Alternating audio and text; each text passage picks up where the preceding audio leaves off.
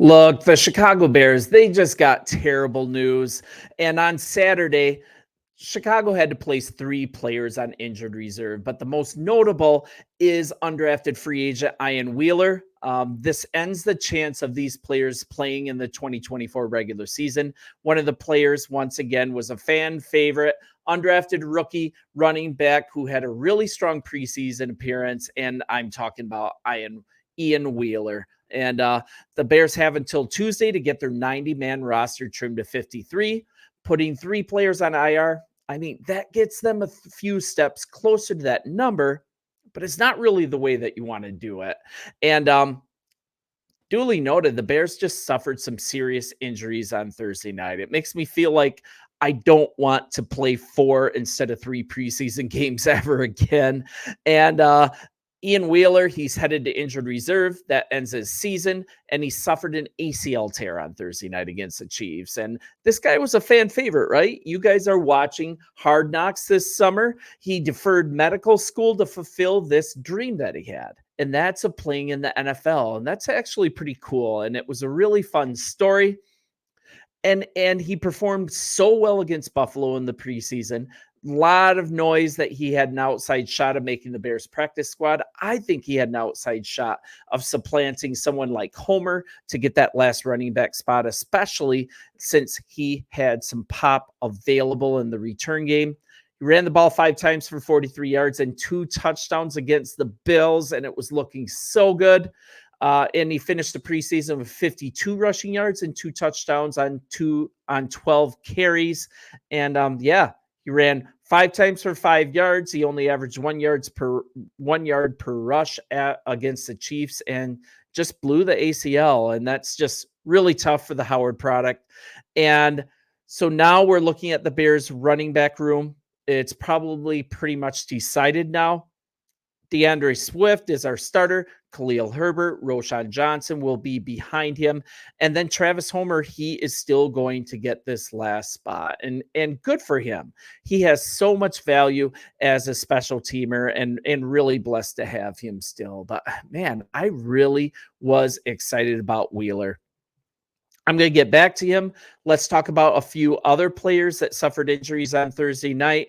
Douglas Coleman, tough story. He was hospitalized for a neck injury.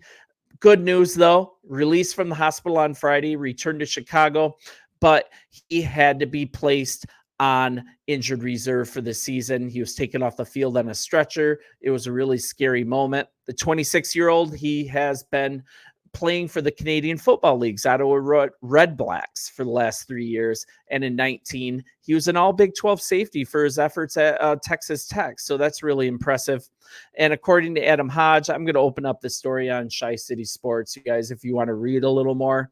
But according to Adam Hodge, Coleman and wide receiver Nasimba Webster, he had a growing injury.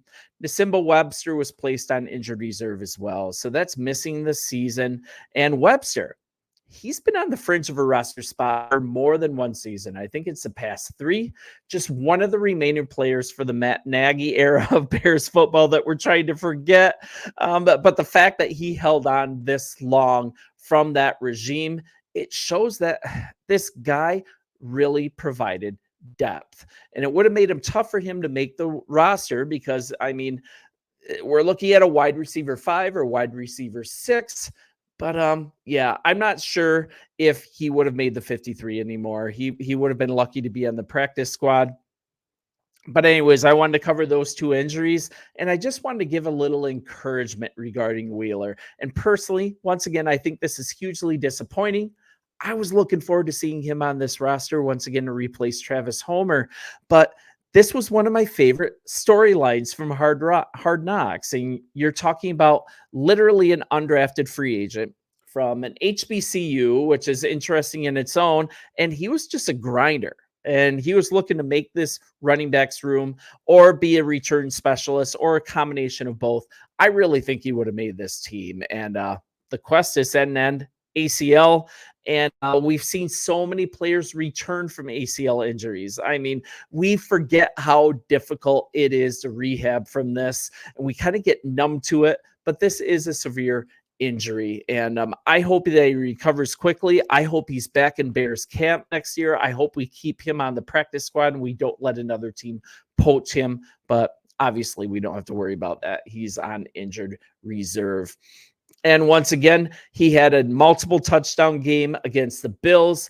And yeah, kind of on Hard Knocks. The guy's just impressively smart. He's just a great young guy. And although on Hard Knocks, he was saying, hey, I'm focused on football. It's kind of nice though, because he did have a backup plan. If this game doesn't bring a career, if it doesn't come to fruition, he was chasing some admirable goals in the mental health field. And hear him say, I've always been interested in behavior and mental disorders. And this is according to a December write-up on Howard University's website. And this is straight from Wheeler. After studying psychology in college, I realized that medicine was the field for me. So he graduated with a Bachelor of Science in Psychology. He minored in chemistry. He also served as a site coordinator for a DC-based health education and equity organization called Grassroots Help. And that's led by collegiate athletes. And yeah, he aimed to create a community center in the future. He wants to educate others and destigmatize mental health. I mean, come on. How could we not root for this guy? A little more on him as a player on the field. It's been commendable how far he's come. 5'11", 205 pounds. He was the star running back for Howard. He rushed for 1,150 yards and 14 touchdowns in 42 games for the Bison. And that's coming onto the team as a walk-on. I mean, I think he averaged about 6 yards per rush, which is impressive, but not a ton of rushing yards for a college career. His impact further than that, way past rushing yards, and he does have some receiver chops. This guy is a return machine. He had 1,556 yards from catching passes and returning kicks. He finished his collegiate career with 2,710 all-purpose yards and 18 total touchdowns for Howard. And he was just an all-around player. Long list of honors. HBCU star, 3-time All-MEAC return specialist, and that's 3 years running, ending in 2023 last year. 1-time All-MEAC running back, that's in 21. 3-time Phil Steele FCS All-MEAC kick returner, and that's all of his years in college. And he was an all-around dominant player, both on and off the football field. Named to multiple MEAC football all-academic teams. Finished his collegiate career with a 3.57 grade point average. And I can talk more about his production on the field. You guys have watched the videos that I placed on him. I was super hot on him, but now we're going to have to temper expectations until next year. But just a really good kid. Really wanted to highlight what a good man he is. And yeah, good luck in your return next year. I really hope it pans out and we'll have some more talent to compete for a roster spot next year. You guys let me know if you're as disappointed in this injury. I know I am.